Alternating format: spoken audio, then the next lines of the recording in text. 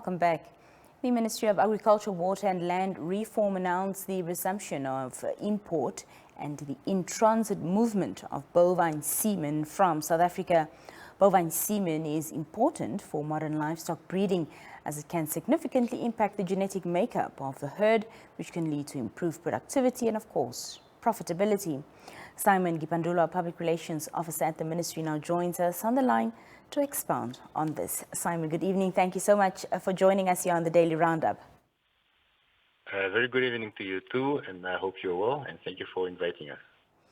Simon, to start with, talk to us about how, the resumption of bovine semen imports and in-transit movement from South Africa would enhance, Namibia's livestock breeding programs and genetic improvement efforts.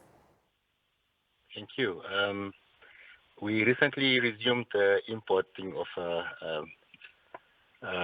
genetic materials of the bovine, which was stopped due to the outbreak of foot and mouth in South Africa. So the resumption comes with its own benefit, as this will improve the high quality genetic materials, which including semen from these superior bulls, with desirable traits. The traits now that you're referring to, it's better fertility, disease resistance, high milk yield, and the beef quality. Now, it will also promote a diverse gene pool where Namibia can introduce a diverse and superior genetic material into its herd, which will now minimize inbreeding. Because if we continue using our own cattle or own livestock in the country, it can result into a problem into the traits that I've just described above.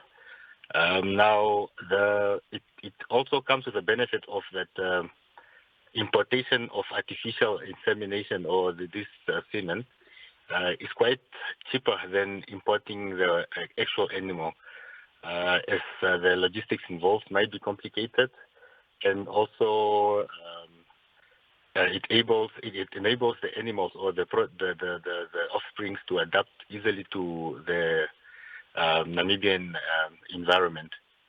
Now, this semen is usually selected from breeds suited to Namibian arid conditions. Farmers can enhance their herd resilience to local climate changes, such as the drought, especially the kind that we're experiencing now.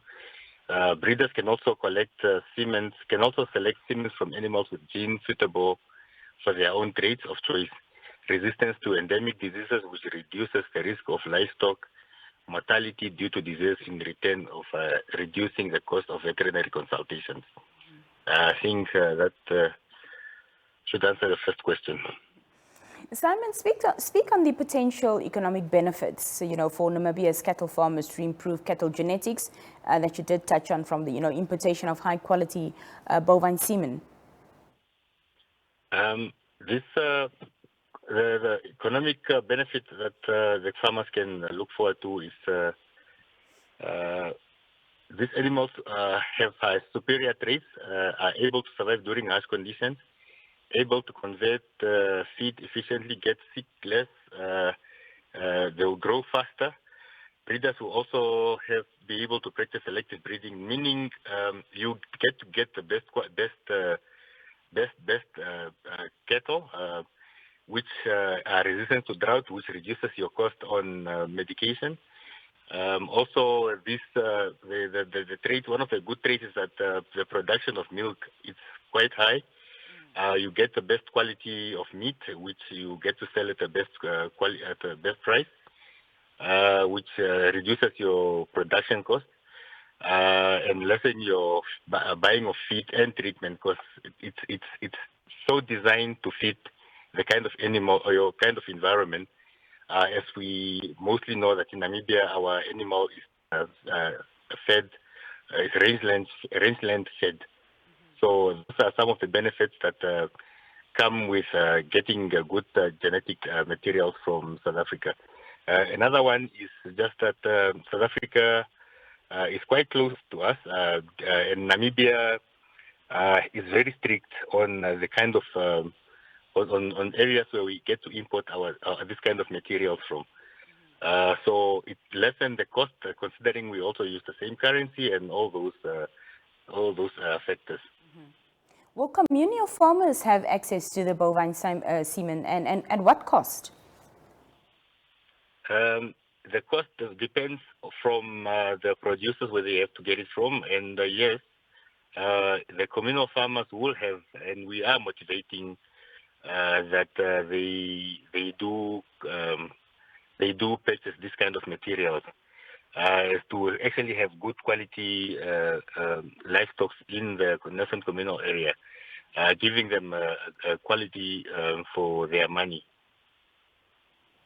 I want to talk about, how you've ensured, or what measures will be undertaken to ensure the safe importation and movement of this bovine semen from South Africa to Namibia. All right. With the strict assurance of veterinary import permits and the certification which should comply with international standards and sanitary requirements as agreed by the Namibian and the South African. There are strict border control. Not only semen imported, only the semen that's imported according to the Veterinary Animal Health Act of Namibia will be allowed to enter Namibia. That means it should be well tested. The necessary permits will be inspected and will be acquired. Inspections at final destination in Namibia and identification and traceability of all inseminated animals will be done. Surveillance and monitoring programs such as that will be done by the ministry in collaboration with Livestock and Livestock Product Board, which will be done. That is now to assure that protocol is followed and that we do not endanger the livestock market in Namibia.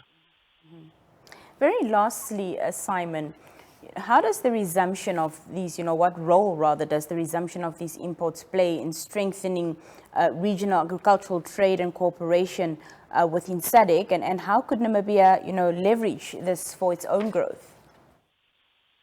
Now, the resumption of the bovine semen import and in-transit movement from South Africa plays a very pivotal role in strengthening the regional agricultural trade and the cooperative within SADC, which is aligned with the SADC border goals and of fostering regional integration, economic cooperation, and agricultural growth.